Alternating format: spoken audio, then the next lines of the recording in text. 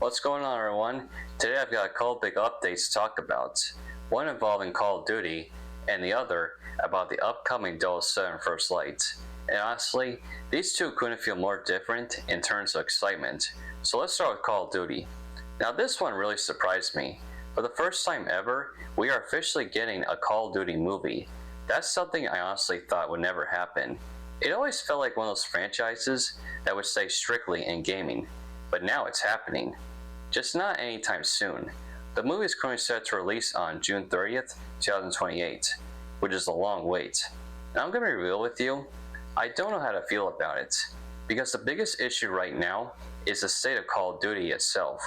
Lately the games just haven't been hitting the same, and I know I'm not the only one who feels that way. I personally lost interest in playing the newer titles, and a lot of that comes down to the direction they've taken. Take the rebooted Modern Warfare series.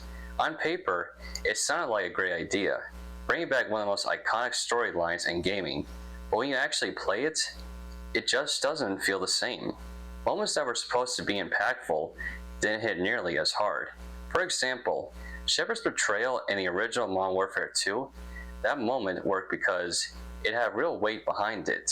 Shepard had lost 30,000 soldiers in a nuclear explosion caused by Makarov. His actions, while extreme, at least had a clear motivation, but in the reboot, it just didn't feel earned. It felt rushed and lacked that emotional punch, and that's kind of been the pattern. A lot of those memorable emotional moments that made the original trilogy stand out just aren't there anymore. It's like something important is missing. Then we get to Modern Warfare 3. I didn't even play it, and that's saying something. The game felt rushed from the moment it was announced. Modern Warfare 2 had barely had time to breathe, and suddenly we're already getting the next installment? That immediately made me question the quality, and from what I've seen and heard, those concerns were valid. Players criticized the campaign heavily. Instead of the classic mission structure, where you have carefully designed scenarios, stealth sections, and intense war moments, they shifted to a more open-ended approach, where you choose how to complete objectives. And honestly, that just doesn't work for a Call of Duty campaign. Those games were at their best when they delivered tight, cinematic experiences, when every mission felt crafted with purpose. Changing that formula just made everything feel less impactful. It really feels like they took what worked and tried to reinvent it for no reason. And then there's Black Ops 7. Again, I didn't play this one either. Just watching the teaser was enough for me to step back. And from the reception, it seems like that was the right call. A lot of players called it one of the weakest entries in the series. The campaign was described as rushed, the story didn't connect well, and the open world elements felt repetitive, reusing assets from multiplayer and Warzone. On top of that, forcing co-op elements made it frustrating for solo players, which is a big deal for someone like me who prefers playing campaigns alone. The movement system also got criticism. Too much sliding, too much enemy movement, and it just didn't feel natural. Gunfights felt chaotic, maps were too small, and spawns made things worse. And let's not forget, the always online requirement.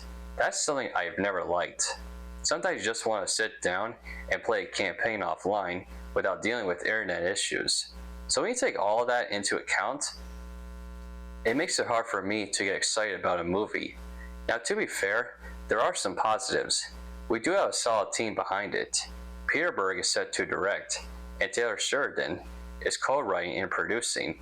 That's a strong combination, especially when it comes to action and storytelling. But the big question is, what story are they going to tell? Call of Duty isn't just one storyline. You've got Modern Warfare, Black Ops, Zombies, and more. So they have options. They could adapt one of those existing stories, or they could go in a completely new direction. Personally, if they were to adapt anything, I want to see the original Modern Warfare storyline done properly. That trilogy is one of the best in gaming. As for casting, nothing is confirmed yet, but I've seen names like Alan Richardson and Dwayne Johnson being mentioned.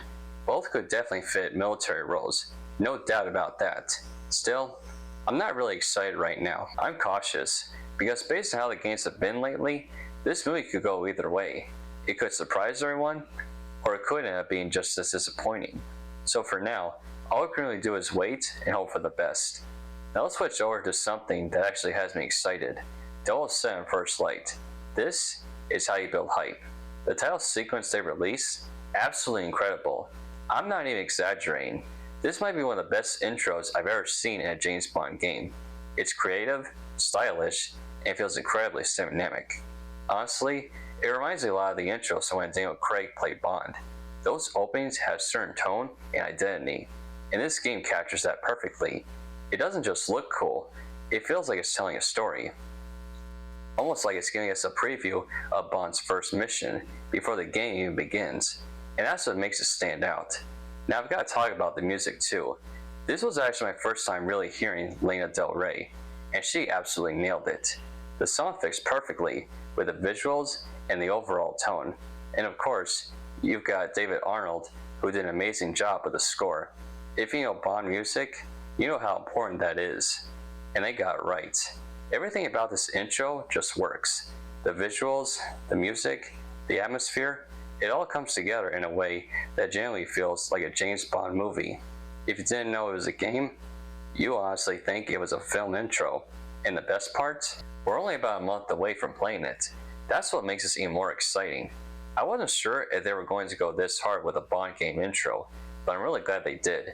And if this is the level of quality we're getting, then this game couldn't have been something special. So when you compare the two, a Call of Duty movie that's years away and surrounded by uncertainty, and a 007 First Light game that's already showing off incredible quality, for me, it's not even close. 007 wins right now. But that's just my take. What about you? Are you excited for the Call of Duty movie? Or are you more hyped for 007 First Light? Let me know your thoughts down in the comments.